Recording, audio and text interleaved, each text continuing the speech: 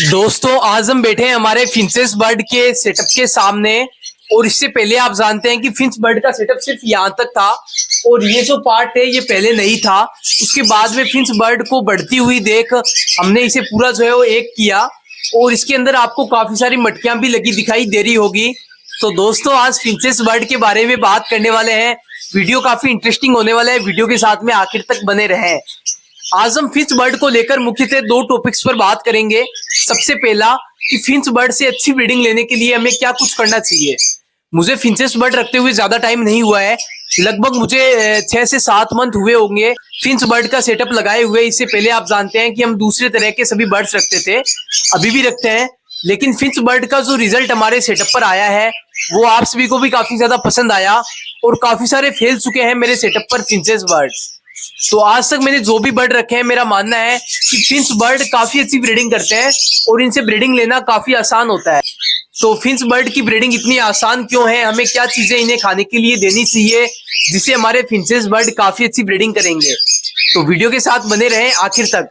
दोस्तों नमस्कार, मैं मोहित पारिक और आप देख रहे हैं Bikaner birds information YouTube channel. दोस्तों फिंचेस बर्ड से अच्छी ब्रीडिंग लेने के लिए हमें फिंचेस बर्ड को सीड में कंगनी देनी चाहिए। सॉफ्ट फूड पर मैंने ऑलरेडी वीडियो बना रखा है कि क्या क्या चीजें मैं इन्हें खाने के लिए देता हूँ। इसी के साथ ही 3 चीजें सबसे जरूरी होती है। पहला, फिंच बर्ड को मील वर्म्स देना। आप देखें कि यहाँ पर जो है इस बाउल में मील वर्म्स है जो कि आज हम फिंचेस बर्ड को देने वाले हैं।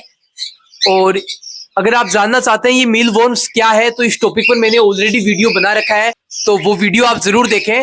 दूसरा और सबसे इम्पोर्टेंट ये जो है वो कटल फिश बोन, और इसी के साथ ही तीसरा एक सेल अंडे के छिलके जो कि हमने पिंजरे के अंदर रखे हुए हैं। ये सभी चीजें फिंच बर्ड काफी शौक से खाते हैं और अगर ये 3 चीजें आप अपने बर्ड को अच्छी डाइट के साथ साथ में देते हैं तो आपके फिंच बर्ड की ब्रीडिंग में कभी कमी नहीं आएगी, मटकियां भरकर ब्रीडिंग होगी। इसी के साथ ही मैं आपको बताना चाहूंगा कि फिंचेस बर्ड नेस्टिंग बनाने में काफी एक्सपर्ट होते हैं, काफी पसंद है इन्हें नेस्टिंग बनाना। तो इसी के लिए हमने पिंजरे में एक तरफ जो है वो नेस्ट मटेरियल दिया हुआ है। इसमें काफी बातों का ख्याल रखना होता है। अगर आपके फिंच बर्ड ने एग दे दिए हैं उसके बाद अगर आप नेस्टिंग देते हैं तो ये उन अंडों को दबा देते हैं, उनके ऊपर नेस्टिंग कर लेते हैं। और अगर बच्चे हैं इस दौरान आप नेस्ट मटेरियल ना दें। एक ब्रीडिंग के पूरा होने के बाद जिस मटकी में ब्रीडिंग पूरी हो जाती है उसका आप नेस्टिंग हटा लें, उसके बाद आप उस मटकी में नेस्ट मटेरियल दें। 50% आप दें, 50% आपके जो बर्ड्स होंगे वो खुद नेस्ट बनाएंगे। तो इस तरह से होता है। दोस्तों इसके साथ ही हम अपने बर्ड्स को एक अच्छी डाइट देकर, खाने में एक अच्छा सॉफ्ट फूड देकर भी अपने बर्ड को गर्मियों से भी बचा सकते हैं। हमारे बर्ड्स अच्छी ब्रीडिंग भी करने लगेंगे, ब्रीडिंग के दौरान जो कमी आती है उसे भी पूरा कर सकेंगे। तो ये आप देखिए कि अभी मेरे जो फिंच बर्ड है ये दोस्तों खा रहे हैं सब्जी के अंदर का जो मुलायम भाग होता है, जो कि पानीदार भाग होता है जिसमें बीज होते हैं काफी सारे। तो ये चीजें भी मैं समय समय पर अपने फिंच बर्ड को देता रहता हूँ। मैं अपने फिंच बर्ड को नेस्ट के लिए नारियल की घास देता हूँ, जो कि मेरे फिंच बर्ड बड़े शौक से नेस्ट बनाते हैं, अपनी मटकियों में लेकर जाते हैं। और अब तक की ब्रीडिंग में इस घास से कोई भी तरह की दिक्कत नहीं आई है। इसी के साथ ही काफी बार मैं मूंजी की घास भी इसके अंदर ऐड कर देता हूँ। मूंज की जो घास होती है जो मैं अपने लव बर्ड्स के घोंसले के लिए इस्तेमाल करता हूँ। तो दोस्तों इस तरह से मैंने आपको बताया कि क्या चीजें मैं इन्हें खाने के लिए देता हूँ जिससे अच्छी ब्रीडिंग होती है। इसके साथ ही मैं कोई भी तरह का कैल्शियम का पाउडर या जो है कैल्शियम की दवा अभी मैं फिंच बर्ड को नहीं दे रहा हूँ, उसके बावजूद भी अच्छी ब्रीडिंग हो रही है। और कोई भी तरह का एंटीबायोटिक मैं अपने फिंच बर्ड को भी नहीं दे रहा हूँ, क्योंकि जो मेरा सेटअप है वो इंडोर बना हुआ है, आप जानते हैं मास्टर केजेस के अंदर बना हुआ है।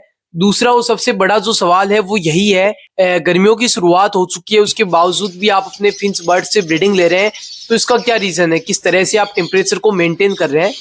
दोस्तों अभी जो बीकानेर राजस्थान का टेम्परेचर कुछ चल रहा है वो इस तरह से है कि दोपहर में काफी तेज गर्मी रहती है, टेम्परेचर हाई रहता है।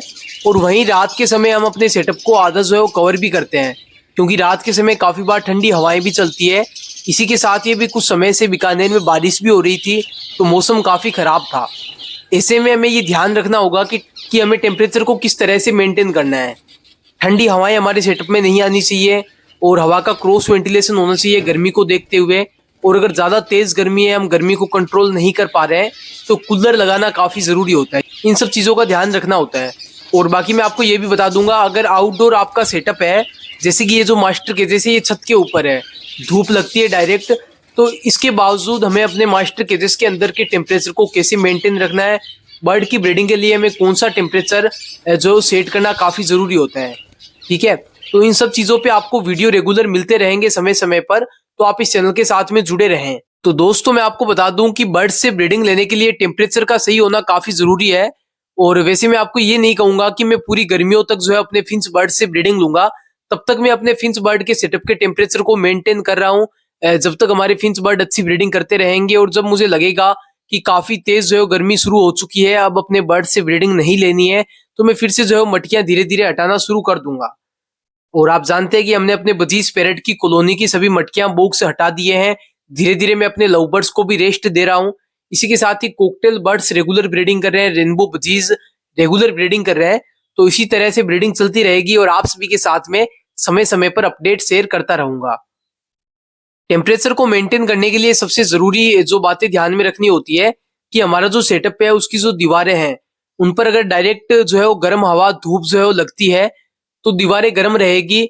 और वहीं अगर मेरे सेटअप की बात की जाए तो ऊपर के जो टीन सेट है इन पे डायरेक्ट जो है वो धूप लगती है, तो मैं इन पर जो है वो थर्माकोल की सीट काफी जल्द लगा दूंगा। और वहीं अगर सेटअप की दीवारों की बात की जाए तो दो तरफ दीवार है और तीसरी तरफ भी दीवार है, तो तीनों ही दीवार पर धूप नहीं लगती है। अगर तीनों दीवार पर धूप लगेगी तो जो दीवारें हैं वो काफी गर्म होगी, और अगर दीवारें गर्म होगी तो सेटअप के अंदर के टेम्परेचर को मेंटेन करना काफी मुश्किल हो जाएगा। तो मेरे जो सेटअप का जो है वो प्लस पॉइंट ये है कि जो तीनों ही दीवारें हैं उन पे डायरेक्ट धूप नहीं लगती। बजरी तोतों की कॉलोनी में जो है वो डायरेक्ट धूप लगती है, तो मैंने उनकी ब्रीडिंग को रोक रखा है।